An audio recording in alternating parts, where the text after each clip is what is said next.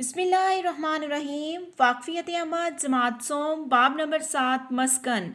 प्यारे बच्चों, इससे पहली वीडियो में हमने बाब नंबर 7 यानी कि मस्कन की रीडिंग की थी। आज की वीडियो में हम बाब नंबर 7 की मश्क हल करेंगे। तो बच्चों, इसमें सवाल नंबर 1 है, दुरुस्त अल्फाज लगाकर खाली जगह पुर करें। नंबर 1, रोशनी और हरारत का सबसे बड़ा ज़रिया डैश है। तो बच्चों, रोशनी और हरारत का सबसे बड़ा ज़रिया क्या है? रोशनी और हरारत का सबसे बड़ा ज़रिया सूरज है। यहाँ पे आपने सूरज लिखना है। नंबर 2, पौधे डैश तैयार करने के लिए शमसी तवानाई इस्तेमाल करते हैं। पौधे खुराक तैयार करने के लिए शमसी तवानाई इस्तेमाल करते हैं। नंबर 3, बर्फानी रीछ अपनी डैश की वजह से दुश्मनों से महफूज रहता है। तो बच्चों, बर्फानी रीछ अपनी सफ़ेद खाल की वजह से दुश्मनों से महफूज रहता है। नंबर 4, सहरा डैश मस्कन की मिसाल है। तो बच्चों, सहरा ज़मीनी मस्कन की मिसाल है। नंबर 5, ज़मीन पर डैश इलाके कुतबी इलाके हैं। ज़मीन पर सर्द तरीन इलाके कुतबी इलाके हैं। सवाल नंबर 2, दुरुस्त बयान के सामने टिक और गलत के सामने क्रॉस लिखें। नंबर 1, समंदर सबसे बड़ा आबी मस्कन है। तो बच्चों, हमने इस सबक में पढ़ा है कि समंदर सबसे बड़ा आबी मस्कन है, इसलिए ये बयान दुरुस्त है। आपने इसके सामने टिक का निशान लगाना है। नंबर 2, पानी में पाए जाने वाले पौधों के तने लचकदार होते हैं। दुरुस्त। इंसान कुदरती माहौल को नुकसान नहीं पहुंचा रहा।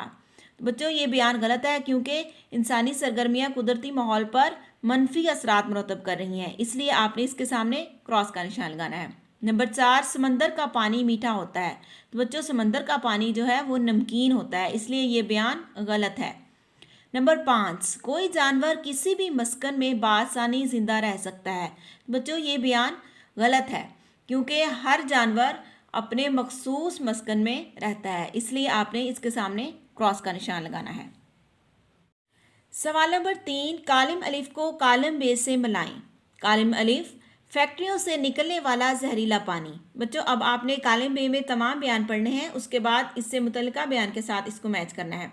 फैक्ट्रियों से निकलने वाला जहरीला पानी आबी मस्कन के जानदारों के लिए ख़तरा। नंबर 2, ताज़ा पानी का मस्कन नदी। नंबर 3, सहरा। सहरा गर्म और खुश्क इलाका होता है। नंबर 4, कुतबी इलाका। कुतबी इलाका जो है बच्चों, ये सर्द तरीन इलाका होता है। उसके बाद है घास के मैदान। घास के मैदान में दरख्तों की जो तादाद है वो कम होती है, इसलिए आपने घास के मैदान को दरख्तों की कम तादाद के साथ मैच करना है। उसके बाद है सवाल नंबर 4, दर्ज झैल सवालात के मुख्तसर जवाब दें। सवाल नंबर 1, मस्कन की तारीफ़ करें। बच्चों, हमने किस तरह से पढ़ा है कि बाब में मस्कन किसे कहते हैं? मस्कन वो कुदरती माहौल है जहाँ जानदार रहते हैं, नशोनुमा पाते हैं और ज़िंदा रहने के लिए अपनी ज़रूरियात हासिल करते हैं। इसको बच्चों मस्कन कहा जाता है। यानी कि मस्कन वो कुदरती माहौल है जहाँ जानदार रहते हैं, नशोनुमा पाते हैं और ज़िंदा रहने के लिए अपनी ज़रूरियात हासिल करते हैं। सवाल नंबर 2, इंसानी सरगर्मियों के कुदरती मस्कन पर कोई से 3 असरात तहरीर करें। तो बच्चों, इसका जवाब है ज़मीनी मस्कन पर इंसानी सरगर्मियों के असरात। तो बच्चों, यहाँ से आपने सवाल नंबर 2 का जवाब देना है। नंबर 1, इंसान अमारती लकड़ी, ईंधन और आबादकारी के लिए जंगलात और सरसब्ज मैदानों को ख़त्म कर रहा है, जिससे पौधे और जानवर कुदरती मस्कन से महरूम हो रहे हैं और इनकी ज़िंदगी ख़तरे से दोचार है। नंबर 2, कीमियाई खादों और कीड़े मार अद्वियात के इस्तेमाल से ना सिर्फ पौधे और जानवर बल्कि इंसान भी मुतासर हो रहे हैं। नंबर 3, समंदरी जहाज़ों से बहने वाला तेल भी समंदरी हयात की तबाही का सबब बनता है। ये है बच्चों सवाल नंबर 2 का जवाब। सवाल नंबर 3, सूरज जानदारों के लिए क्यों अहम है? तो बच्चों, सूरज जानदारों के लिए कितना ज़रूरी है, इसका जवाब हमने इस बाब के शुरू में पढ़ा था कि पौधे सूरज से हासिल करदा तवानाई को इस्तेमाल करके खुराक बनाते हैं और बाकी जानदार जिंदा रहने के लिए पौधों पर इन्हिसार करते हैं। सूरज के बगैर ज़मीन पर ज़िंदगी मुमकिन नहीं।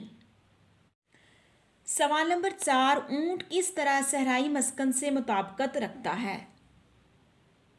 तो बच्चों, सहराई हालात का मुकाबला करने के लिए ऊंट दर्ज झैल मुताबिकत रखता है। नंबर 1, ऊंट अपने गुहान में चर्बी जमा कर लेता है और कई दिन खाए पिए बगैर जिंदा रह सकता है। नंबर 2, ऊंट के पाँव नरम और चौड़े होते हैं जो इसे रेत पर चलने में मदद देते हैं। नंबर 3, ऊँट नथने बंद करके अपने आप को रेत से महफूज रखता है। नंबर 4, ऊँट की लंबी पलकें आंखों में रेत दाखिल होने नहीं देती। इस तरह से जो ऊँट है वो सहराई हालात का मुकाबला करने के लिए मुताबिकत रखता है। सवाल नंबर 5, आबी मस्कन के पौधों की खुसूसियात तहरीर करें। तो बच्चों इसका जवाब है, तो बच्चों आबी मस्कन के पौधे जैसा कि कंवल, तो इसमें कौन कौन सी खुसूसियात होती हैं? पानी में पाए जाने वाले पौधों के पत्ते बड़े और चौड़े होते हैं जो इन्हें पानी में तैरने में मदद देते हैं। इनके तने पतले, लचकदार और पानी के अंदर होते हैं, मसलन कंवल वगैरह। सवाल नंबर 5, दी गई तस्वीर को सामने रखते हुए मस्कन की किस्म खाली जगह में तहरीर करें। बच्चों आपने तस्वीर में दिए गए मस्कन को गौर से देखना है कि ये मस्कन की कौन सी किस्म है और यहाँ पे आपने खाली जगह पे उसका नाम लिख देना है। सबसे पहले यहाँ पे घास के मैदान की तस्वीर दिखाई गई है, यहाँ पे आप लिखेंगे घास का मैदान। दूसरे नंबर पे जंगल की तस्वीर दिखाई गई है, यहाँ पे आप लिखेंगे जंगल।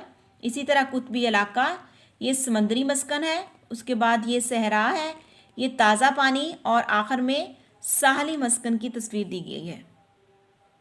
तो बच्चों इस मश्क का सबसे आखिरी सवाल है, सवाल नंबर 6, मैं एक शुतुरमुर्ग हूँ, क्या आप बता सकते हैं मेरी मदद ज़ैल खुसूसियात सहराई माहौल से मुताबिकत रखने में किस तरह मददगार होती हैं?